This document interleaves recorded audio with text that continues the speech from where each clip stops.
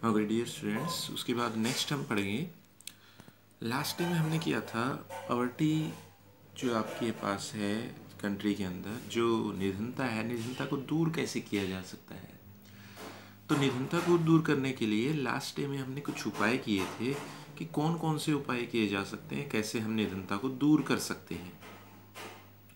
उसके बाद नेक्स्ट हम करेंगे पॉवर्टी एलिवेशन प्रोग्राम्स। इन्हें कहा जाता है निर्धनता उन्मूलन कार्यक्रम। अब ये क्या है? गवर्नमेंट ने निर्धनता उन्मूलन कार्यक्रम, निर्धनता उन्मूलन का यहाँ पर अर्थ है कि निर्धनता उन्मूलन, उन्मूलन मीन्स इसको खत्म करने के लिए, निर्धनता को समाप्त करने के लिए, निर्धनता को समाप्त करने के लिए, या इन्हीं को आप बेरोजगारी उन्मूलन कार्यक्रम भी कह सकते हैं, क्योंकि निर्धनता तभी दूर होती है जब बेरोजगारी खत्म होती है।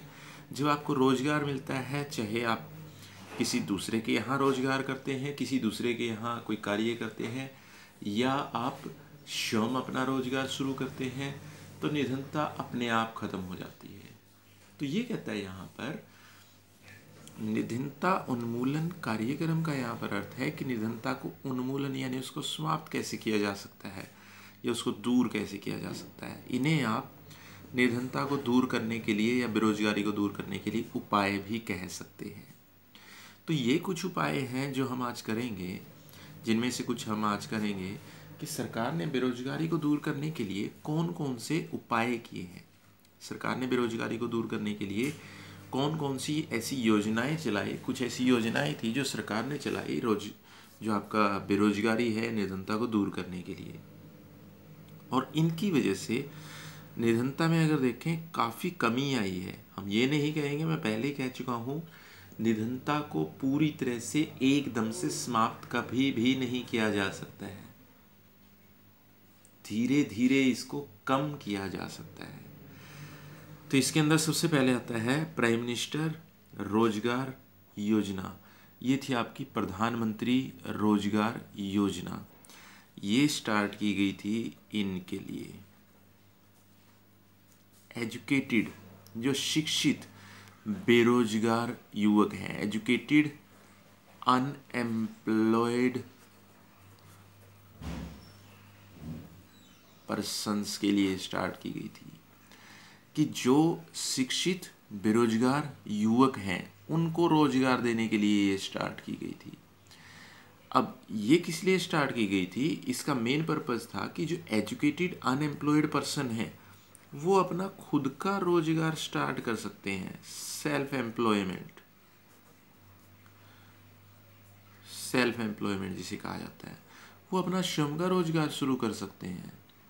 इसमें स्वयं का रोजगार स्टार्ट करने के लिए गवर्नमेंट ने क्या किया कि लगभग आपको इतनी सहायता दी जाएगी 1 लाख रुपए तक की, और बाकी अदर एक्टिविटीज़ के लिए भी कुछ सहायता देने का इसमें प्रावधान रखा गया है। यानी आप अगर अपना सेल्फ एम्प्लॉयमेंट स्टार्ट करना चाहते हैं, अपना कोई छोटा उद्योग शुरू करना चाहते हैं, तो उसके लिए गवर्नमेंट आपकी 1 लाख रुपए तक की हेल्प करेगी, ताकि आप अपना सेल्फ एम्प्लॉयमेंट जो श्रम रोजगार है अपना शुरू कर सकें। इसका बेनिफिट क्या है? इसका बेनिफिट ये है कि आप अपना श्रम का रोजगार अगर स्टार्ट करते हैं, उसको शुरू करते हैं, तो आप दूसरों को भी रोजगार दे सकते हैं। एक इसके अंदर अगर देखें, एक इसके अंदर स्टार्ट की गई थी स्वर्ण जयंती ग्राम स्वरोजगार योजना। अब स्वर्ण जयंती ग्राम स्वरोजगार योजना में क्या था?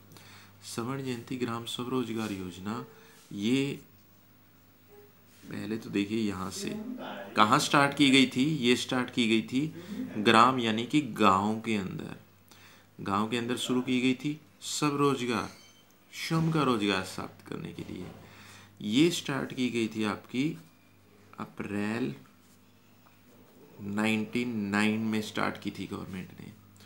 उसका मेन पर्पस था कि जो ग्रामीण क्षेत्रों में जो लोग रहते हैं वो अपना सेल्फ एम्प्लॉयमेंट स्टार्ट कर सकें, स्वरोजगार। वही चीज़ आ जाती है कि अपना स्वयं का रोजगार शुरू कर सकें। इसके लिए क्या, इसके अंदर क्या क्या किया गया? सबसे पहले ट्रेनिंग फॉर रूरल यूथ। जो ट्रेनिंग है, ट्रेनिंग स्टार्ट की गई फॉर रूरल यूथ। जो गांव के अंदर जो नौजवान लोग रहते हैं वो अपना श्रम का रोजगार शुरू कर सकें, उसके लिए ट्रेनिंग स्टार्ट की गई।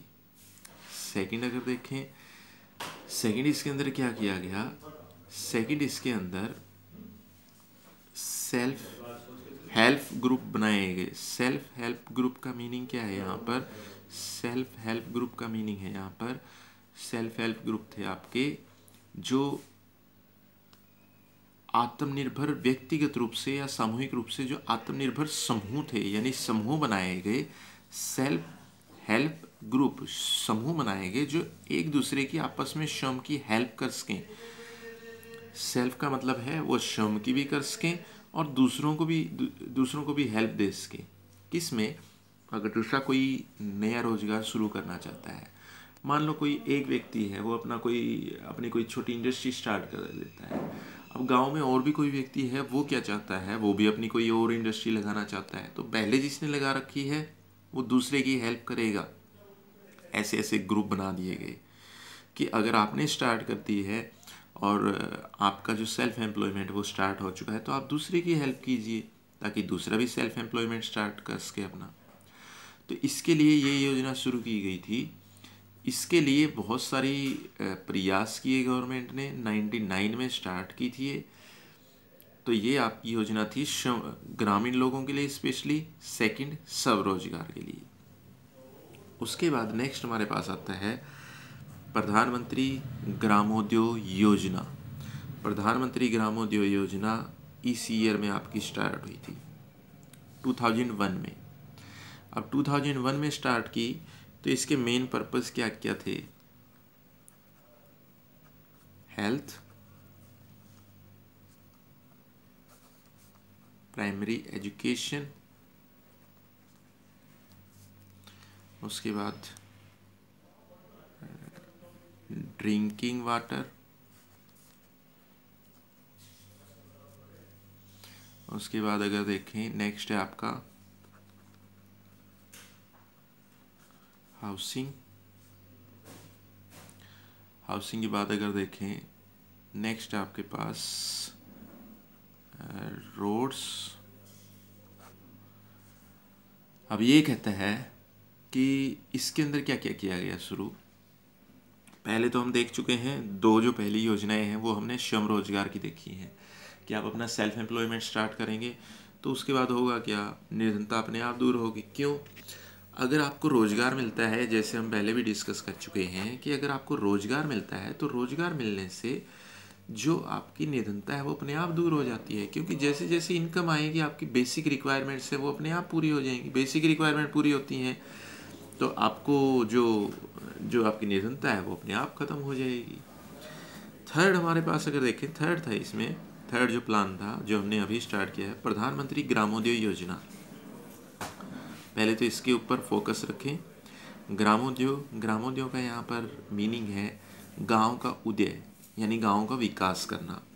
अब गांव का विकास करना, ये योजना स्टार्ट की थी, ये प्लान हमने स्टार्ट किया था गवर्नमेंट ने 2001 में। अब इसके अंदर क्या था, प्रधानमंत्री की ये योजना थी गाँव का विकास करने के लिए जो 2001 में शुरू की गई थी। इसके अंदर जो मेन टारगेट रखे गए, health, primary education, drinking water, housing, roads. कि निर्धन व्यक्ति कौन है, जिसकी हेल्थ फैसिलिटी जिसके पास नहीं है, जिसके पास एजुकेशन नहीं है, जो एजुकेटेड नहीं है, जिसके पास हाउस नहीं है। तो गवर्नमेंट ने क्या किया, गांव के अंदर लोगों के स्वास्थ्य को सुधारने का लक्ष्य निर्धारित किया, टारगेट फिक्स किया कि गांव के अंदर जो लोग हैं उनकी हेल्थ इंप्रूव की जाए। आप अगर इसके अंदर अगर देखना चाहें तो आज की डेट में देख सकते हैं हर गांव के अंदर आपको पीएचसी जरूर मिलते हैं, प्राइमरी हेल्थ सेंटर जो है, प्राथमिक स्वास्थ्य केंद्र। उसके बाद प्राइमरी एजुकेशन, हर गांव के अंदर अगर आप देखेंगे free of cost primary education government की तरफ से प्रोवाइड की जाती है हर गांव के अंदर। पहले ऐसा नहीं था, अब हर गांव के अंदर, हर विलेज के अंदर प्राइमरी स्कूल आपको मिनिमम ज़रूर मिलेगा, जहाँ पर primary education free of cost दी जाती है गवर्नमेंट की ओर से। ड्रिंकिंग वाटर, गवर्नमेंट ने पहले क्या था, जो ड्रिंकिंग वाटर है, जो पेयजल है, आपको बाहर से लाना पड़ता था। गवर्नमेंट ने उसके लिए जो ड्रिंकिंग वाटर है उसकी फैसिलिटी अब गांव में ही प्रोवाइड कर दिया। हर गांव के अंदर अगर देखें, अब देखिए कुछ एक्सेप्शनल केस हो सकते हैं, जैसे यूपी, बिहार या उड़ीसा के केस हो सकते हैं, लेकिन बाकी अगर देखें बहुत इम्प्रूवमेंट हो चुका है। हाउसिंग और रोड्स, अब अगर आप कहें कि रोड्स का बेनिफिट क्या है, कि रोड बनाने का बेनिफिट क्या है, रोड बनाने से क्या सॉल्व हो सकता है, रोड बनाने से निधनता कैसे दूर हो सकती है। अब जब रोड बनेंगे तो वहाँ पर एम्प्लॉयमेंट भी मिलेगा, मज़दूरों की ज़रूरत पड़ेगी, लेबर की रिक्वायरमेंट होगी, लेबर की रिक्वायरमेंट है मीन्स एम्प्लॉयमेंट मिलेगा। एम्प्लॉयमेंट का मीनिंग है कि आपकी इनकम बढ़ेगी, इनकम बढ़ती है तो पॉवर्टी अपने आप रिमूव हो जाएगी। तो ये हमारे पास कुछ प्रोग्राम्स थे, कुछ प्लान थे जो गवर्नमेंट ने चलाए थे। इसके बाद भी नेक्स्ट प्लान है जो हम नेक्स्ट डे में डिस्कस करेंगे।